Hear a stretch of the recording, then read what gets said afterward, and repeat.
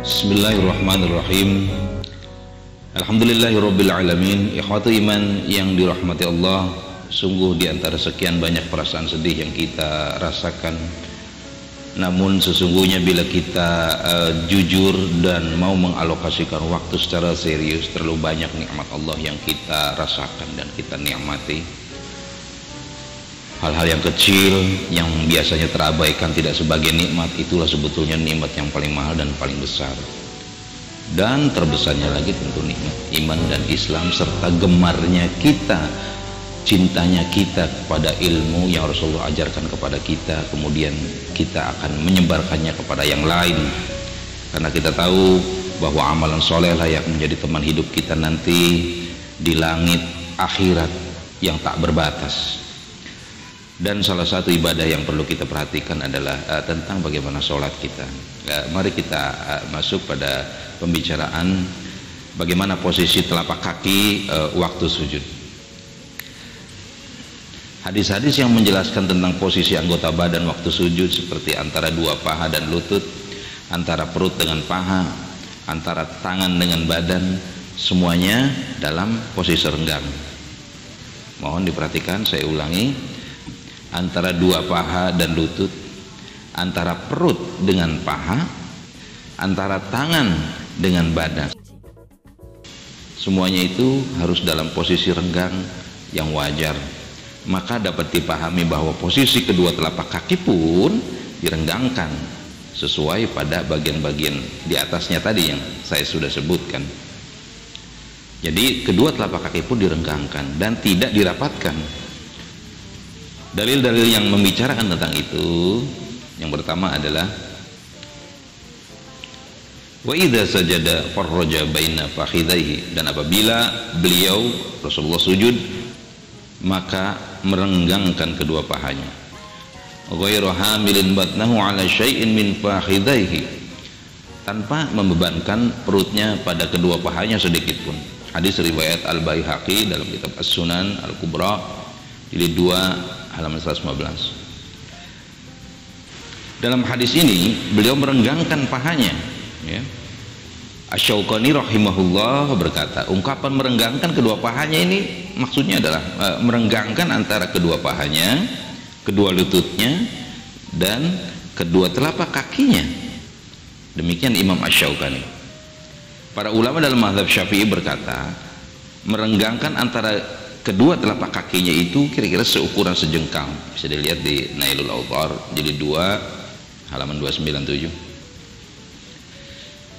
Dalil yang kedua adalah kita periksa kesaksian Abdurrahman, seorang tabi'in yang sholat di belakang 18 para sahabat. An Uyainah bin Abdurrahman qala, dari Uyainah bin Abdurrahman ia berkata, kuntu ma'a abi fi masjid, aku pernah bersama ayahku di masjid. Fara'a rajulan shawfan baina qadamaihi faqala, dia melihat seorang laki-laki yang sholat dengan merapatkan kedua kakinya. Lalu ayahku berkata, alzaqo idahuma bil ukhra, orang itu menempelkan kedua kakinya. Laqad ra'aitu fi hadzal masjidi 18 min ashabin nabiy sallallahu alaihi wasallam ma ra'aitu ahadan minhum wa ma la hadza qattu. Sungguh aku pernah melihat di masjid ini 18 sahabat Nabi sallallahu alaihi wasallam, dan aku tidak pernah melihat seorang pun dari mereka yang melakukan hal ini. Hadis riwayat Ibnu Abi Syaibah dalam kitab Al-Musannaf jilid 2 halaman 109.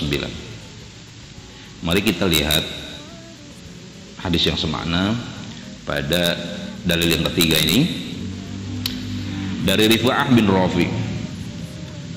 Tsumma atadil qa'iman, kemudian tegak luruslah setelah dalam keadaan berdiri. Tsumma sujud fa'tadil sajidan, lalu sujud dan luruskan sujudnya. Hadis riwayat At-Tirmidzi dalam Sunan At-Tirmidzi jilid 2 halaman 100. Kemudian hadis yang keempat dari Abu Humaid As-Sa'idi, wastaqbala bi atrafi asabi'i rijlaihi al-qiblata, dan beliau menghadapkan jari-jari kedua kakinya ke arah kiblat. Hadis riwayat Al-Bukhari dalam Sahih Al-Bukhari jilid 1 ayat 165 di halaman 165. Berdasarkan hadis-hadis tadi, posisi sebelum sujud tentu adalah berdiri tegak, ya kan? Sebelum sujud adalah berdiri tegak, qiyamul i'tidal. Mari kita luruskan logikanya. Dalam qiyam i'tidal itu disyariatkan untuk merenggangkan kaki, bukan merapatkannya. Maka begitu pula dalam posisi sujud, kita diperintahkan untuk meluruskan sujudnya. Tentu saja ini maksudnya supaya posisi kaki direnggangkan pula sehingga sejajar dengan bahu, sebagaimana sejajarnya antara bahu dengan telapak kaki kita pada qiyam salat, bukan dengan cara dirapatkan.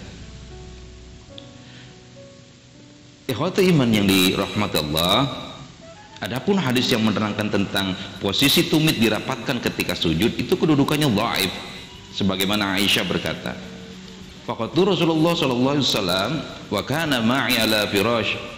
Aku mencari-cari Rasulullah sallallahu alaihi wasallam sebelumnya beliau bersama aku di ranjangku. Fawajadtuhu sajidan rassan aqibaihi. Ternyata aku dapatkan beliau dalam keadaan bersujud dengan menempelkan kedua tumitnya. Mustaqbilan bi atrafi asabi'ihil qiblah. Sementara ujung jari jemari kakinya dihadapkan ke arah kiblat. Fasami'tuhu yaqulu. Aku mendengar beliau membaca, a'udzu biridhaka min syahatik. Aku berlindung dengan ridhamu dari murkamu. Wa bi afwika min uqubatik. Dengan maafmu dari siksamu. Wa bika minka uthni alaika. Denganmu aku berlindung dari azabmu. La tablughu kulla ma fik. Aku memujimu dan aku tidak dapat meraih semua yang ada padamu. Hadis riwayat Al-Baihaqi, diriwayatkan juga oleh Ibnu Khuzaimah, kemudian At-Tahawi, Ibnu Al-Munzir, dan Al-Hakim di Al-Mustadraknya. Walaupun hadis ini diriwayatkan oleh banyak muharrij, namun sayangnya sanadnya bermuara pada rawi yang bernama Yahya bin Ayyub Al-Ghafiqi. Ia adalah rawi dhaif. Imam Ahmad berkata tentang penilaiannya terhadap Yahya bin Ayyub Al-Ghafiqi ini adalah beliau sayyi'ul hifdzi, jelek hafalannya. Imam Abu Hatim berkata, mahalli Yahya as-sidqu yuktabu hadithuhu wa la yuhtajju bihi. Yahya ialah orang yang jujur, hadisnya dicatat tapi tidak bisa dijadikan hujjah karena sayyi'ul hifdzi tadi, yaitu buruk hafalannya. Nah, adapun hadis Aisyah berikut, faqatu Rasulullah sallallahu alaihi wasallam lailatan minal firash. Aku kehilangan Rasulullah sallallahu alaihi wasallam pada suatu malam di tempat tidur. Faltamastuhu. Lalu aku pun mencarinya dengan meraih-raih tanganku karena gelap saat itu ya. Fawaqa'at yadi ala batni qadamaihi, hingga tanganku menyentuh kedua telapak kakinya. Wa huwa fil masjidi wa huma mansubatani. Sedangkan ia dalam sujud, kedua kakinya tersebut ditegakkan. Hadis riwayat Muslim, dalam Sahih Muslim jadi 2 halaman 51. Menurut hemat kami hadis ini tidak dapat dijadikan hujjah tentang dirapatkannya kaki ketika sujud, dengan alasan bahwa kalimat fawaqa'at yadi ala batni qadamaihi, maka aku memegang kedua telapak kakinya. Kalimat ini tidak menunjukkan secara pasti bahwa kaki Rasulullah dirapatkan. Semata-mata Aisyah memegang kedua kaki Rasulullah SAW, tidak bisa dimestikan keduanya itu dirapatkan. Begitu juga dengan kalimat wahuma mansubatani, kedua kakinya tersebut ditegakkan. Ini tidak menunjukkan bahwa ketika kedua kaki ditegakkan maka dipastikan pula bahwa keduanya dirapatkan. Nah, ini sesuatu kehati-hatian dalam kita memahami persoalan ini.